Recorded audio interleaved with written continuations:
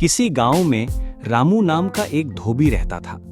उसका एक गधा था जो बहुत मेहनती था, पर कभी-कभी उदास हो जाता था।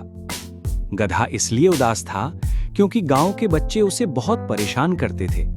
वे उस पर पत्थर फेंकते और उसका मजाक उड़ाते थे। एक दिन रामू को एक तरकीब सूझी। उसने सोचा कि क्यों ना गधे को कुछ ऐसा पहनाया जाए जिससे बच्चे डरें और उसे परेशान ना करें। रामू ने एक पुरानी शेर की खाल ढूंढी और उसे गधे के ऊपर डाल दिया।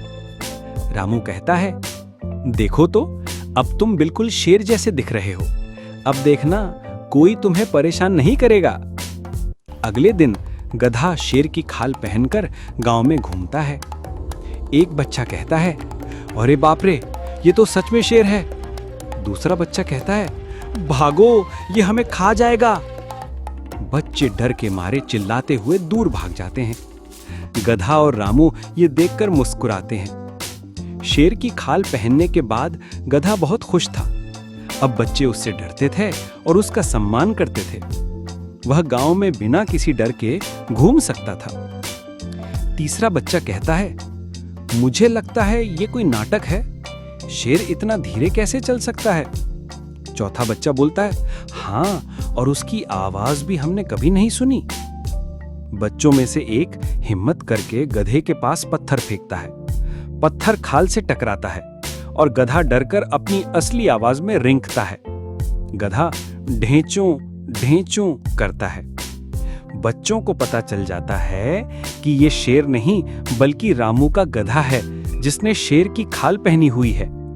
पहला बच्चा कहता है, ये तो धोबी का गधा है। दूसरा बच्चा कहता है, और इसने शेर की खाल पहनी हुई है। बच्चे गधे का मजाक उड़ाते हैं, लेकिन इस बार गधे को बुरा नहीं लगता। उसे पता चल गया था कि डर हमेशा ताकतवर नहीं होता। रामू गधे के पास आता है और उसे सहलाता है। वह कहता है, तुमने अच्छा काम किया मेरे दोस्त। तुमने बच्चों को डरा तो दिया, पर हमेशा डर दिखाकर सम्मान नहीं पाया जा सकता। उस दिन से गधे ने शेर की खाल पहनना छोड़ दिया।